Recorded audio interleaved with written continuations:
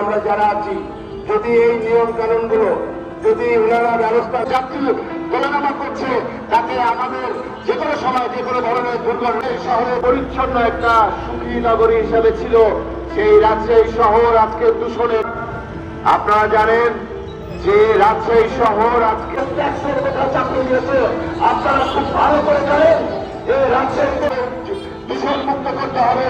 বিগত সিটি কর্পোরেশনের সাবেক মেয়র আমি জালাল বলছি, আমরা রাজশাহীর লোককে নিয়ে আমরা সবের গতিকে দিয়ে অন্যায় কেউ করে আমরা মোদীকে অন্যায় করে আমরা রাজশাহীর স্বার্থে রাজশাহীর স্বার্থ এবং আমাদের দাবি যদি রাজশাহী এখানে ব্যবসায়ী নেতারা আছেন ভাইবিস্টার থেকে শুরু করে এই আরেকজন হয়ে সমাজের বক্তব্য রাখবেন রাজশাহী পরিষদের।